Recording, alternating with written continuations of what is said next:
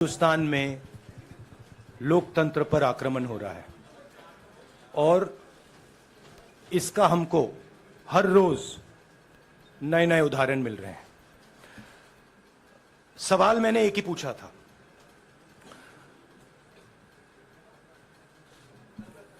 Foundation पे जाता हूं, अदानी जी की शेल कंपनीज हैं, अदानी जी की शेल कंपनीज हैं, उसमें 20,000 करोड़ रुपया किसी ने इन्वेस्ट किया। अदानी जी का पैसा नहीं है, का पैसा नहीं है। अदानी जी का इंफ्रास्ट्रक्चर बिजनेस है, पैसा किसी और का है। सवाल यह है, ये जो 20,000 करोड़ रुपए हैं, ये किसके हैं? यह सवाल मैंने पूछा। मैंने पार्लियामेंट हाउस में प्रूफ देके, जो मीडिया रिपोर्ट से मैंने निकाला, अदानी जी और नरेंद्र मोदी जी के रिश्ते के बारे में डिटेल में बोला। रिश्ता नया नहीं है, रिश्ता पुराना है। जब नरेंद्र मोदी जी गुजरात के सीएम बने थे, तब से रिश्ता है और उसके बहुत सारे पब्लिक प्रूफ्स हैं। हवाई जहाज में मैंने फोटो दिखाई, नरेंद्र मोदी जी बड़े कंफर्ट में बैठे हुए थे अपने दोस्त, अपने मित्र के साथ। पार्लियामेंट में मैंने दिखाई। यह सवाल मैंने पूछा। फिर मेरी स्पीच को एक्सपंज किया गया। मैंने स्पीकर को डिटेल चिट्ठी लिखी, पॉइंट बाय पॉइंट, कि मैंने कहा कि एयरपोर्ट्स अदानी जी को रूल बदल के दिए गए हैं। ये लीजिए रूल की कॉपी, उसको बदला गया है। चिट्ठी लिखी, कोई फर्क नहीं पड़ा। फिर मेरे बारे में मंत्रियों ने पार्लियामेंट में झूठ बोला, बोला कि मैंने विदेशी ताकतों से मदद मांगी। मैंने ऐसी कोई बात नहीं की है। मैंने कहा स्पीकर से, मैंने जाके कहा, स्पीकर सर, पार्लियामेंट का नियम है कि अगर किसी मेंबर पर कोई एक्यूजेशन लगाता है तो उस मेंबर को जवाब देने का हक होता है। मैंने एक चिट्ठी लिखी, उस चिट्ठी का जवाब नहीं आया। दूसरी चिट्ठी लिखी, उस चिट्ठी का जवाब नहीं आया। फिर मैं स्पीकर के चेंबर में गया। मैंने स्पीकर सर से कहा, स्पीकर सर, ये कानून है, ये रूल है, इन्होंने झूठा आरोप लगाया है, मुझे आप बोलने क्यों नहीं दे रहे हैं? स्पीकर सर मुस्कुराते हैं, कहते मैं नहीं कर सकता। और फिर उसके बाद आपने सबने देखा क्या हुआ। सवाल पूछना मैं बंद नहीं करूंगा। नरेंद्र मोदी जी का अदानी के साथ क्या रिश्ता है और 20,000 करोड़ रुपए किसके हैं, मैं पूछता जाऊंगा। मुझे कोई डर नहीं लगता इन लोगों से। और अगर ये सोचें कि मुझे डिस्क्वालीफाई करके, धमका के, जेल में डाल के मुझे बंद कर सकते, नहीं, मेरी वो हिस्ट्री नहीं है। मैं हिंदुस्तान के लोकतंत्र के लिए लड़ रहा हूं और मैं हिंदुस्तान के लोकतंत्र के लिए लड़ता रहूंगा। किसी चीज से नहीं डरता हूं, यह सच्चाई है। अब आप सवाल पूछिए। एक एक करके प्लीज। हाँ मोहित, I'll say it in English also. Sorry. I'll say it in English also. The question begins few weeks back in Parliament, where I asked the Prime Minister a very specific set of questions. Question number 1, 20,000 crore rupees or $3 billion are in shell companies owned by Mr. Adani. Mr. Adani could not have generated this money. He's an infrastructure business. where did this money come from? Whose money is it? That was the first question. Whose shell companies are there?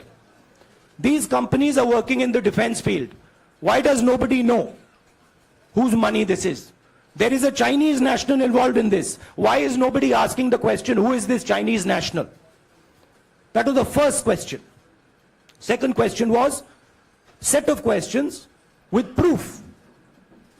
Were, what is the Prime Minister's relationship with Mr. Adani? I showed a picture of the Prime Minister and Mr. Adani's plane relaxing. I gave documentation about the defense industry, about the airports, about statements made in Sri Lanka, about statements made in Bangladesh, pictures of Mr. Narendra Modi sitting with the State Bank chairman in Australia. And I put this proof on the table. Immediately after that, the BJP started its work.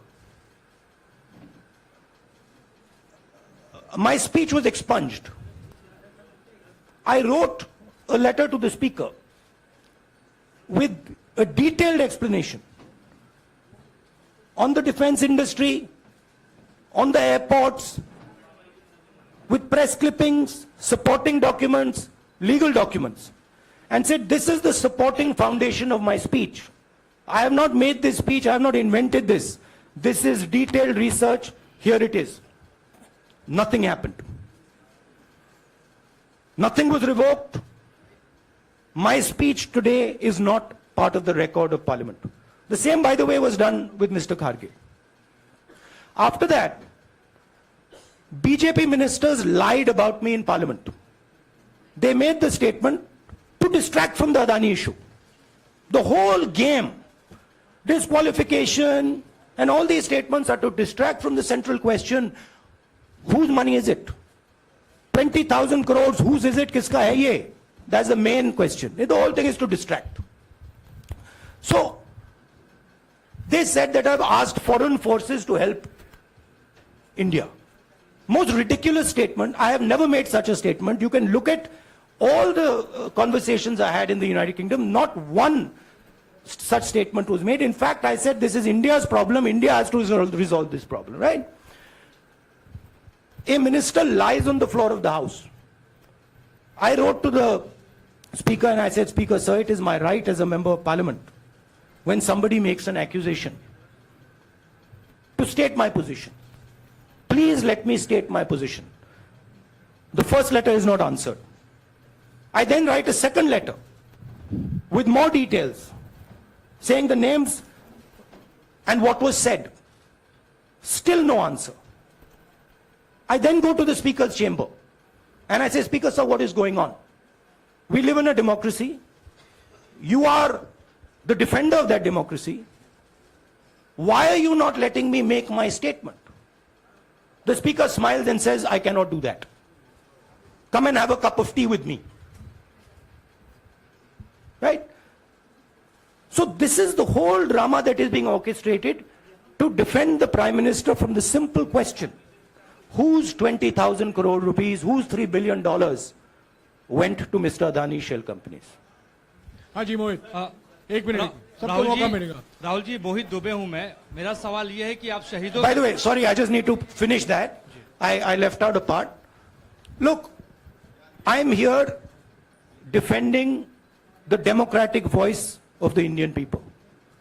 I will continue to do that. I'm not scared of these threats, of these disqualifications, of these allegations, of these prison sentences. I don't care. I'm not scared of them. Okay? These people don't understand me yet. I am not scared of them. They are used to everybody being scared of them. I am not scared of them. Right? And I will continue to ask the question, what is the Prime Minister's relationship with Mr. Adani? It is an old relationship. It is a relationship that began when he was Chief Minister of Gujarat. Mr. Adani constructed the idea of Resurgent Gujarat, organized all that. This is a partnership. It's a close partnership. I'm going to keep asking that question. Rahul ji, मैं मोहित दुबे हूं. मेरा सवाल यह है कि आप शहीदों के परिवार से आते हैं. आपकी दादी भी डिस्क्वालीफाई हुई, जनता के बीच गई, आप सत्ता में वापस आए. आज के दौर में राहुल गांधी भी डिस्क्वालीफाई हो गए हैं, क्योंकि तमाम आपने इश्यूज को उठाया, चीन के इश्यूज को उठाया। क्या राहुल गांधी भी जनता के बीच में जाएंगे और वही वापसी फिर से करेंगे? राहुल गांधी भारत जोड़ो यात्रा में 4.5 महीने जनता के बीच में रहेंगे और वो मेरा काम है, वो मैं करता जाऊंगा। हाँ जी अनवर, अनवर आज के हिंदुस्तान में जो पहले राजनीतिक पार्टियों को सपोर्ट मिलती थी, मीडिया से मिलती थी, बाकी इंस्टीट्यूशन से मिलती थी, वो नहीं मिलती है। तो ऑपोजिशन की पार्टीज को एक ही रास्ता है, जनता के बीच में जाने का। हाँ जी अनवर। सर, भारतीय जनता पार्टी ने आप पर ओबीसी समुदाय के अपमान का आरोप लगाया है, इस पर आप क्या जवाब देना चाहेंगे भारतीय जनता पार्टी को? मैं पिछले भारत जोड़ो यात्रा में, आप मेरी कोई भी स्पीच देख लीजिए, मैं वहां कह रहा हूं सब समाज एक हैं, सबको एक साथ चलना चाहिए, भाईचारा होना चाहिए, नफरत नहीं होनी चाहिए, हिंसा नहीं होनी चाहिए। तो मेरी पोजीशन बिल्कुल क्लियर है। ये ओबीसी का मामला नहीं है, ये नरेंद्र मोदी जी और अदानी जी के रिश्ते का मामला है। 20,000 करोड़ रुपए जो अदानी जी को पता नहीं कहां से मिले, उसके बारे में मैं सवाल पूछ रहा हूं और उसका जवाब चाहिए। बीजेपी ध्यान को भड़काने की कोशिश करती है, कभी ओबीसी की बात करेगी, कभी विदेश की बात करेगी, कभी कुछ और बात करेगी, कभी डिस्क्वालिफिकेशन की बात करेगी, मगर सवाल यही है 20,000 करोड़ रुपए, $3 बिलियन किसका था? संजय मिश्रा। और वो अदानी का पैसा नहीं हो सकता। संजय मिश्रा।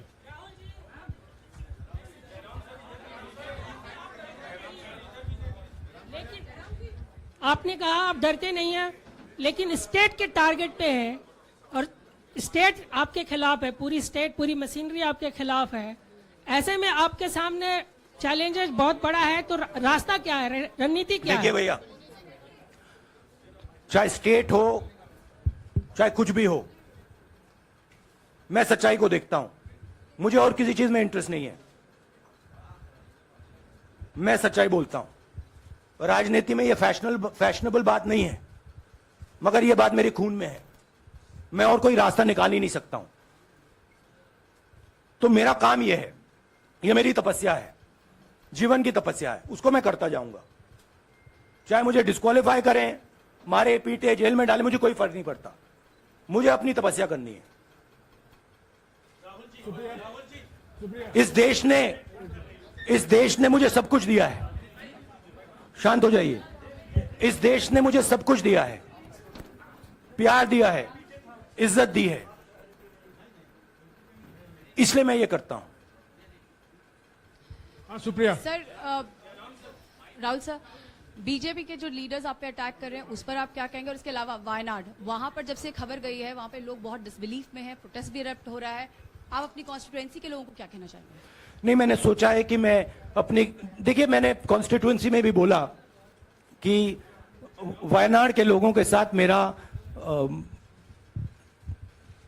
पारिवारिक रिश्ता है, फैमिली प्यार का रिश्ता है। तो मैंने सोचा कि मैं वायनाड के लोगों के लिए अपनी एक चिट्ठी लिखूं उनके लिए कि मेरे दिल में उनके लिए क्या है, तो वो तो मैं रिजॉल्व कर दूंगा। उनका, देखिए बीजेपी के नेताओं का काम यही है। देखिए वो सब नरेंद्र मोदी जी से डरते हैं, कारण आप जानते हो। नरेंद्र मोदी जी ने कहा कि देखिए ध्यान हटाना है। वो सब जानते हैं अदानी जी और नरेंद्र मोदी जी का रिश्ता, सारे के सारे जानते हैं क्या रिश्ता है, सब जानते हैं, मगर डरते हैं। तो अगर नरेंद्र मोदी जी ने उनसे कहा कि भैया ध्यान उधर करो, ध्यान उधर करेंगे। मगर सवाल यही है 20,000 करोड़ रुपए किसका है? हाँ जैनेंद्र। जैनेंद्र। राहुल जी पूरी कांग्रेस पार्टी, सर पूरी कांग्रेस पार्टी ये कह रही है कि आप चाहे वो गुजरात की कोर्ट ने आपको सजा सुनाई या आपका निलंबन हुआ, ये सब कुछ केंद्र सरकार प्रधानमंत्री के इशारे पर हो रहा है। लेकिन बीजेपी कह रही है कि कानून ने अपना काम किया है। तो जो ये दलील है कि कानून ने आपको सजा दी है और उसी की वजह से आपका निलंबन भी हुआ है, इस पर आप क्या देखिए कहेंगे? लीगल मैटर है, पर ये हुआ है। लीगल मैटर है। मैं हिंदुस्तान के लीगल सिस्टम को रिस्पेक्ट करता हूं। मैं लीगल मैटर पे इस प्रेस कॉन्फ्रेंस में बात नहीं करना चाहता हूं। हाँ संजीव, अगर आपके लीगल सवाल होंगे तो आप हमारी लीगल टीम से पूछ लीजिए। Sanjeev 1 minute Sanjeev.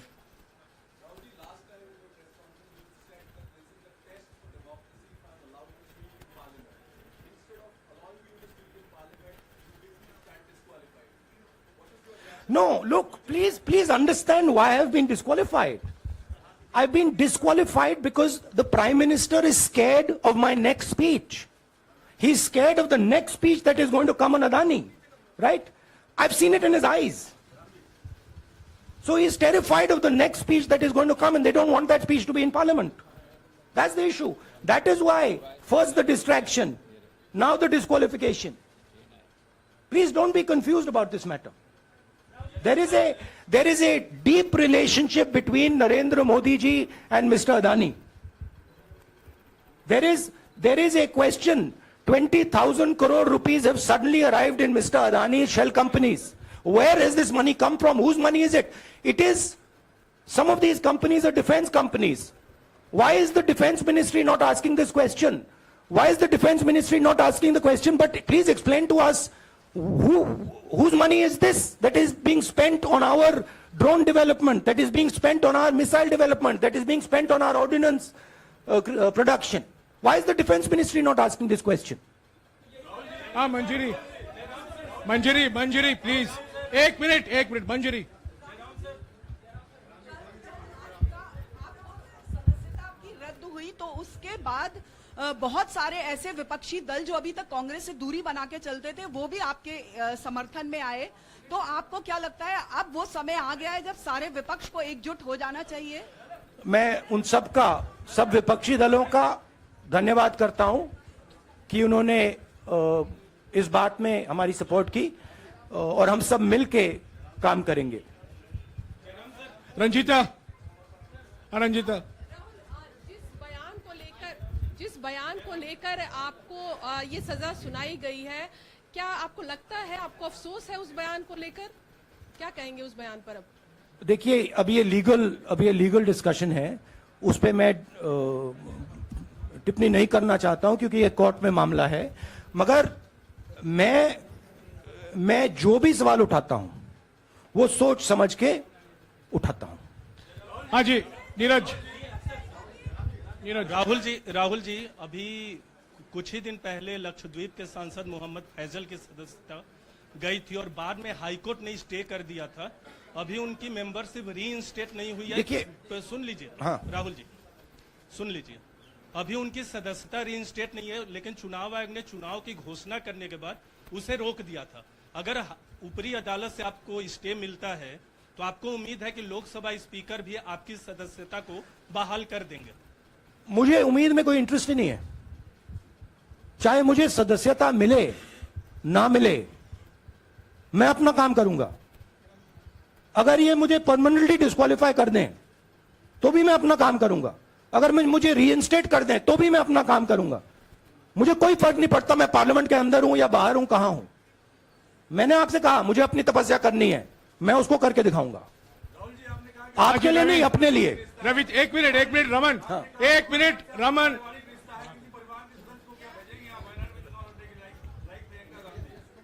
It is not up to me, it is up to Congress president कौन जाएंगे। राहुल जी मेरा सवाल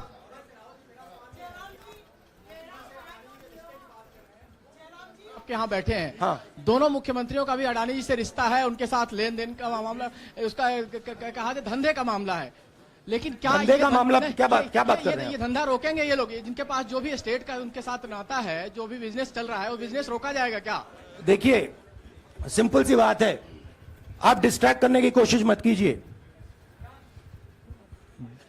20,000 करोड़ रुपए अदानी जी की शेल कंपनीज में कहां से आए? आप इंक्वायरी कीजिए। अगर बात निकली कि हमारे चीफ मिनिस्टर का पैसा है तो इनको जेल में डाल दीजिए। अगर बात निकली तो किसी और का पैसा है तो उसको जेल में डालिए। हाँ Siddharth sir, Rahul sir, please madam एक मिनट। मैडम आप लोकतंत्र को समझिए। ये जो पैनिक रिएक्शन इन्होंने किया है नरेंद्र मोदी जी ने, इससे सबसे ज्यादा फायदा मिलेगा विपक्ष को। ये इन्होंने हमें हथियार पकड़ा दिया है। ये आप बात समझिए, ये मोदी जी पैनिक में आ गए कि बात निकल जाएगी, ये 20,000 करोड़ रुपए किसके हैं, डर गए, घबरा गए, इन्होंने पूरा सीक्वेंस शुरू कर दिया। ये विपक्ष को सबसे बड़ा इन्होंने हथियार दिया है राहुल जी, क्योंकि जनता के माइंड में अब एक सवाल आ गया है कि जनता जानती है कि अदानी जी भ्रष्ट व्यक्ति है। अब जनता के माइंड में यह सवाल उठा है कि इस भ्रष्ट व्यक्ति को हिंदुस्तान का प्रधानमंत्री क्यों बचा रहा है।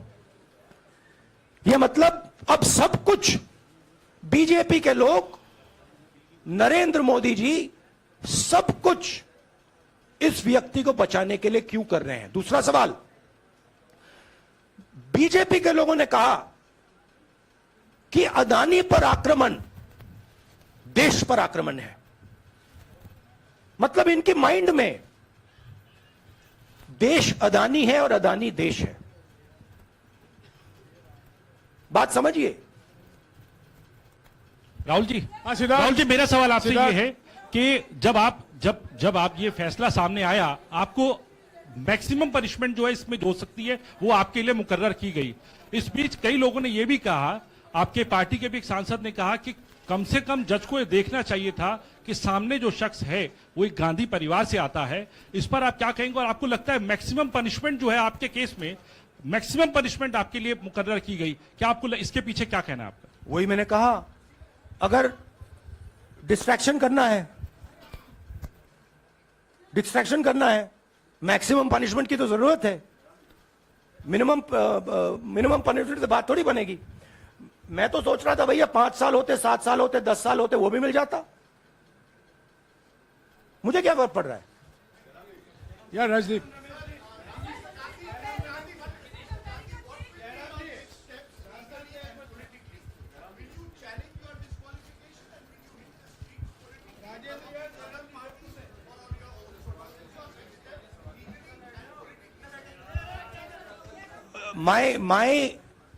I have only one step, and that step is to fight for the truth in this country and to defend the democratic nature of this country that is under. Please let me finish, Rajdeep, unless you want to answer it for me. You do that also sometimes. Yeah. So my job, as I see it, is to defend the democratic nature of this country. And I will do whatever I have to do to defend the democratic nature of this country. What does that mean? That means defending the institutions of this country. That means defending the voice of the poor people of this country. That means telling the people of this country the truth about people like Mr. Adani, who are basically exploiting the relationship they have with the Prime Minister. yeah, Pallavi, please 1 second. Let's go. Look, see, these are legal matters. It makes me no difference. I told them, it makes me no difference if I'm disqualified, not qualified, whatever. It makes me no difference. Disqualify me for life. Put me inside jail. I will keep going. I will not stop. Mr. Gandhi, Yeah, Mr. Pallavi. Gandhi, 2 things here. One, are you worried or apprehensive about the political relevance of, say, the opposition and the Congress Do I look party worried to post? you? One. Second, Do I look worried to you? I'm excited. I'm happy that these people have given me the best gift they could give me. And second, Mr. Gandhi, is that BJP's reaction since yesterday is that if you hadn't torn the ordinance then perhaps you wouldn't be facing the law today. Your response to that? My response to that is that when somebody is guilty of something, they want to distract everybody's attention. Right? If you catch a thief, the first thing he says is, I didn't do it. The second thing he says, look there, look there, look there, look there. Right? That's what the BJP is doing. We have caught 20,000 crore rupees entering Mr. Adani's companies. Nobody knows whose money that is. That money cannot be Mr. Adani's money. He does not generate this type of money. So that money has come from someone. All this, OBC, disqualification, anti-national, all this is to distract from the panic that the Prime Minister is feeling, that his relationship with Mr. Adani is going to be exposed. Let me tell you, that relationship is going to be exposed. Nobody is going to stop that. It is going to happen. Because the opposition is going to press this thing until we find the answer. हाँ रवि सिसोदिया जी को दे दो। राहुल जी जो judgement आया उसको लेकर BJP ने उसको किया है कि आपने ओबीसी का अपमान किया, पूरे देश में प्रेस कॉन्फ्रेंस करने की तैयारी कर रहे हैं कि आपने ओबीसी का अपमान किया था। भैया देखिए, पहला आपका अटेम्प्ट वहां से आया, दूसरा आपका अटेम्प्ट यहां से आया, तीसरा आपका अटेम्प्ट यहां से आया। आप इतनी डायरेक्टली बीजेपी के लिए क्यों काम कर रहे हो? थोड़ी डिस्कशन से करो यार, थोड़ा घूम घाम के पूछो। क्या आपको ऑर्डर दिया है क्या? देखो मुस्कुरा रहे हैं। घूम घाम, मैं आपको उदाहरण देता हूं, आप थोड़ा घूम घाम के निकाल नुकुल के बोलो। देखो ऐसे बोलो पहले, राहुल जी, हाँ तो please if you want to work for the BJP, then bring a BJP flag symbol here and put it on your chest. Then I'll answer you the same way I answer them. Don't pretend to be a pressman. Vikrant Rahul ji हवा निकल गई। Rahul ji BJP के लोग बार बार ये बात कहते हैं कि आपने जब विदेश में जाके भाषण दिया तो उन्होंने कहा माफी मांग लेते, अभी कहा कि कोर्ट में आपसे कहा कि आप माफी मांग लेते। तो जब ये लोग कहते हैं राहुल गांधी माफी मांग लेते, तो राहुल गांधी क्या सोचते हैं? राहुल गांधी सोचता है मेरा नाम सावरकर नहीं है, मेरा नाम गांधी है। गांधी किसी से माफी नहीं मांगता। और मैंने कहा, पार्लियामेंट हाउस में कहा कि भैया मुझे बोलने दीजिए ना, एक बार तो बोलने दीजिए। 2 बार चिट्ठी लिखी, तीसरी बार मैं पर्सनली स्पीकर से जाके कहता हूं, स्पीकर सर प्लीज, आप डेमोक्रेसी के लोकतंत्र के आप प्रोटेक्टर हैं, मुझे बोलने दीजिए। मुस्कुरा के कहते हैं भैया मैं तो नहीं कर सकता। आप नहीं कर सकते तो कौन कर सकता है? शायद मुझे जाके मोदी जी से पूछना पड़े, वो तो करने नहीं देंगे। तो मेरा जो पॉइंट है, इस देश में लोकतंत्र खत्म हो गया है। इस देश के लोग जो इनके दिल में है, हमारे दिल में है, बोल नहीं सकते हैं। इस देश के इंस्टीट्यूशन पर आक्रमण हो रहा है। और उस आक्रमण का मैकेनिज्म क्या है? उस आक्रमण का मैकेनिज्म नरेंद्र मोदी जी और अदानी जी का रिश्ता है, वो फाउंडेशन है। मैं नरेंद्र मोदी जी पर सवाल नहीं पूछ रहा हूं, मैं अदानी जी पर सवाल पूछ रहा हूं। बीजेपी अदानी जी को क्यों प्रोटेक्ट कर रही है? आप नरेंद्र मोदी जी को प्रोटेक्ट कीजिए।